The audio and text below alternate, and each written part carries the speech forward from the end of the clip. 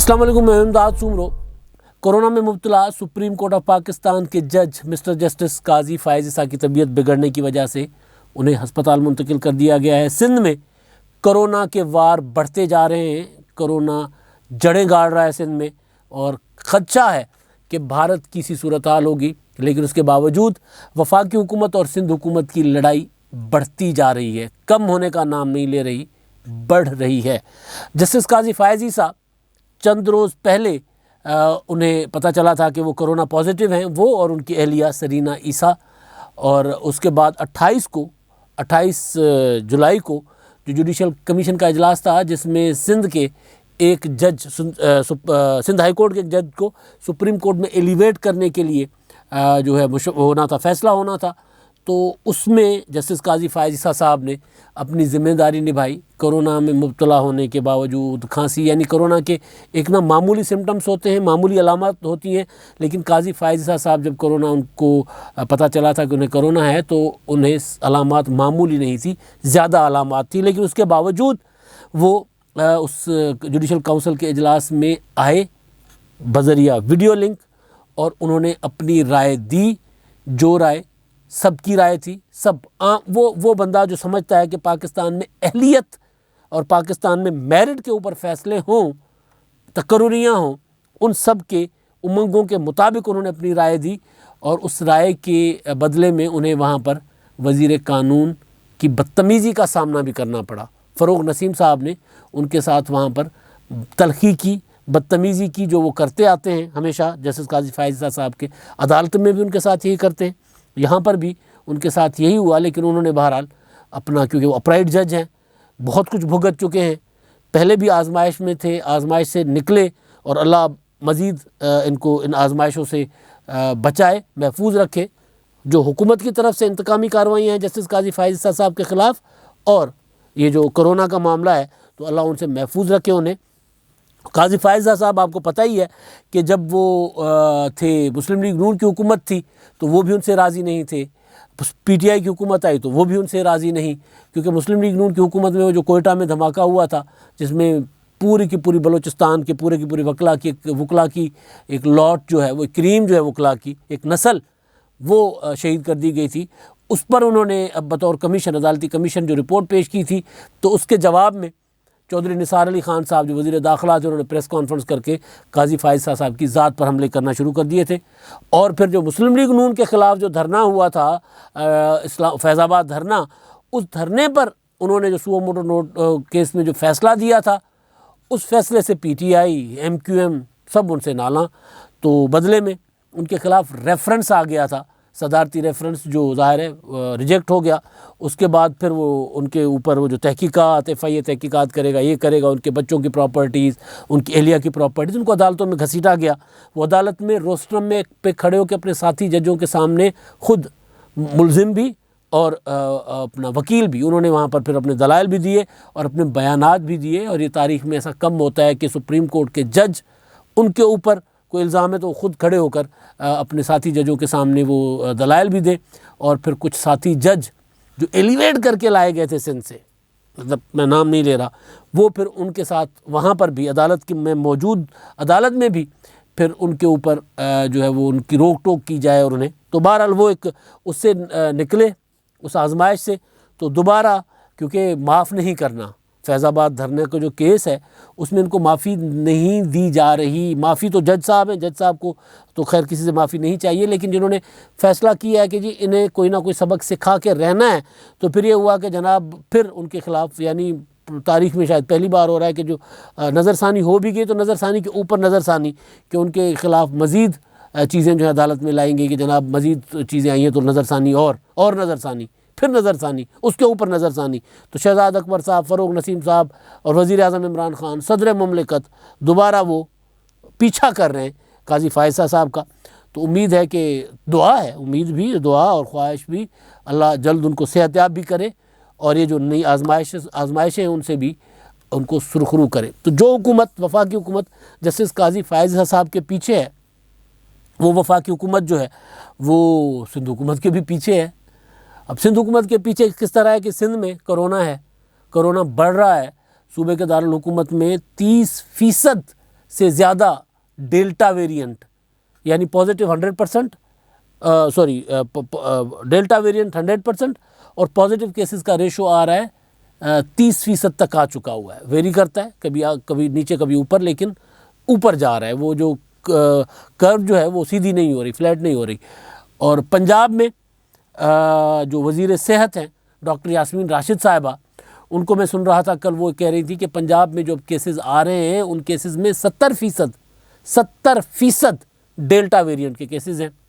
اور پنجاب، کراچی پاکستان کا وہ شہر ہے، سندھ کا دارالحکومت ہے لیکن پاکستان کا وہ شہر ہے جس میں پاکستان کے ہر گاؤں کے لوگ بستے ہیں. شہر کے نہیں، ہر گاؤں کے، ہر خطے کے، ہر قصبے کے. یہاں سے شروع ہو جائیں آپ گلگت بلتستان خنجراب تک پاکستانی وہ وہاں پر، دنیا اور ملکوں سے بھی ہے لیکن پاکستان کی میں بات کر رہا ہوں. لہٰذا جو کراچی میں جو آئے گا وائرس، وہ وائرس ٹریول کر کے ہر گاؤں ہر شہر میں جائے گا. اور یہ کیونکہ عید سے پہلے آیا تھا، عید الاضحیٰ سے، تو ظاہر ہے وہ پنجاب میں بھی آ گیا. پنجاب سے لوگ آتے ہیں کراچی سے ادھر آتے ہیں تو وہ پنجاب میں بھی آ گیا. لیکن مسئلہ یہ ہے کہ عمران خان صاحب کو اب وہ کہتے ہیں، مسلسل یہ کہہ رہے ہیں کہ جی اب ہمیں آزاد کشمیر فتح کر لیا، اب ہمیں سندھ فتح کرنا. نہیں، ان کے بیانات ہیں، میں نہیں کہہ رہا. وزیر خارجہ اب جب پاکستان افغانستان کے معاملے کو لے کر، چین کے لے کر، باقی ایشوز جو ہیں ان کو لے کر پاکستان بہت زیادہ آئسولیشن میں چلا گیا ہوا ہے. پاکستان کی سفارتکاری نام کی کوئی چیز نہیں ہے. تو ایسے میں وزیر خارجہ جو ہیں وہ ملتان میں بیٹھ کر پریس کانفرنس کر کے کہتے ہیں کہ جناب اب ہماری سندھ پر نظر ہے. بھئی ہونی چاہیے، آپ پولیٹیکل پارٹی ہو، آپ جاؤ، لیکن حالات بھی تو ہوتے ہیں نا کہ وہاں پر سندھ میں لاک ڈاؤن ہوتا ہے تو پوری کی پوری وفاقی حکومت اس کو ناکام کرنے کے چکر میں ہوتی ہے کہ وہ ناکام ہو جائے تاکہ وہاں پر بحران پیدا ہو، المیہ جنم لے اور اس المیے سے ہم پی ٹی آئی کو جنم لیں. مطلب یہ ہے پوری پالیٹکس. پیپلز پارٹی کو چھوڑ دیں، سندھ حکومت کو چھوڑ دیں، مسئلہ ہے لوگوں کا. میں آج دیکھ رہا تھا جب کل سندھ گورنمنٹ نے جو فیصلہ کیا لاک ڈاؤن کا، آج سندھ میں لاک ڈاؤن میں مختلف چیزیں ہیں جو مثبت چیزیں تجویز کی جا رہی ہے. آج میں سن رہا تھا مرزا وہاب کی پریس کانفرنس، انہوں نے کہا کہ جی ہمیں جو ڈبل سواری پر پابندی، اس پر ہمیں لگا کہ جو تنقید ہے وہ بجائے وہ واپس لے لی. اور پبلک ٹرانسپورٹ، اس میں جو پابندی تھی اس میں وہ تھا جو ویکسین لگوانے کے لیے لوگوں کو جانا چاہیے، وہ واپس لے لی. مختلف چیزیں، مختلف سختیاں جو انہوں نے جو بندشیں ہیں وہ واپس لیں. تو جب اتنا لچک ہو صوبائی حکومت میں تو پھر اس کے ساتھ بیٹھ کر بات کی جائے، بجائے اس کے کہ صوبائی حکومت فیصلہ کرتی ہے کہ ہم نے لاک ڈاؤن کی طرف جانا ہے تو اس کا پبلکلی اسد عمر صاحب کا بیان آ جاتا ہے کہ جی لاک ڈاؤن کوئی حل نہیں ہے، لاک ڈاؤن نہیں ہونا چاہیے، ہم اس کے حق میں نہیں ہیں. پھر گورنر صاحب جن کا پتہ ہی نہیں ہوتا وہ کہاں ہیں، کالا چشمہ لگا کر آج وہ بھی بیٹھ گئے آ کر ہیرو بننے، وہ بھی پریس کانفرنس کرنے گورنر ہاؤس کے لان میں کہ ہم بھی لاک ڈاؤن نہیں ہونے دیں گے، ہم لاک ڈاؤن کے خلاف ہیں. اور پھر فواد چودھری صاحب آ جاتے ہیں، کہتے ہیں جی وفاقی حکومت کو اعتماد میں نہیں لیا گیا. بھائی صوبہ انڈیپینڈنٹ ہے اس طرح کے فیصلوں میں، لیکن اس صوبے کی اگر کراچی میں، سوچنے کی بات ہے سادہ سی، کراچی میں وائرس ہے، وہ پھر پاکستان، کراچی سے جب تک ختم نہیں ہوتا پاکستان سے ختم نہیں ہوگا. پورے ملک میں 0 ہو جائے، کراچی میں اگر 1% بھی ہے تو وہ دوبارہ اٹھے گا، دوبارہ پھیلے گا. پڑوس میں دیکھ لیں بھارت میں کیا ہوا.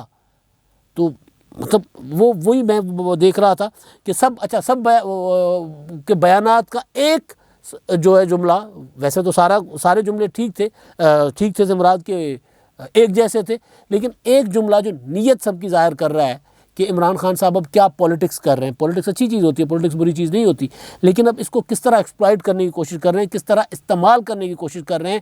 وہ جو جاہل ہیں نا سندھ کے لوگ، جنہوں نے ان کو ووٹ نہیں دیا، جن کو یہ جاہل اب کہنے لگ گئے ہیں، تو ان کو سبق سکھانے کے لیے اور پھر وہ المیے سے پی ٹی آئی کو المیہ جنم دے کر اس میں سے پی ٹی آئی کو جنم دینے والی جو سازش ہے وہ اب ان کے جملوں سے نظر آ رہی ہے. سب ایک بات کر رہے ہیں کہ جی ہم اب اگلی حکومت سندھ میں ہم بنائیں گے، اور پی ٹی آئی اب سندھ میں جا رہی ہے اور یہ ہو رہا ہے وہ ہو رہا ہے. پھر وہ ان کے جو ہیں کیا ہیں وہ سندھ میں حلیم عادل شیخ صاحب اپوزیشن لیڈر، وہ چلے جاتے ہیں وہاں پہ جہاں پہ ویکسین ہو رہی ہے ایکسپو سینٹر کراچی میں، اور کل تک آج یعنی صبح تک ان کے جانے سے پہلے تک لوگوں کی لمبی لائنیں بھی تھیں اور لوگ پرسکون طریقے سے یعنی لائنوں میں کھڑے ہو کر اپنی اپنی باری پر ویکسین کروا رہے تھے. ان کا دورہ کیا ہوا, وہاں پر دروازے بھی ٹوٹے اور لوگ بھی زخمی ہوئے اور سارا کا سارا نظام بھی درہم برہم ہو گیا. تو یہ چیزوں کو بجائے اس کے کہ وہاں صوبائی حکومت سے لوگوں کی صحت کی خاطر باقی جو مرضی کر لیں, آپ اپنے بینر لگا لیں کہ جناب یہ ہم کر رہے ہیں, آپ اپنے دکھا دیں کہ یہ ویکسین فیڈرل گورنمنٹ کی ہے, آپ یہ دکھا دیں کہ ایکسپو سینٹر فیڈرل گورنمنٹ کا بڑا بڑا لکھ دیں, لیکن اس کو سبوتاج تو نہ کریں. سبوتاج کر رہے ہیں.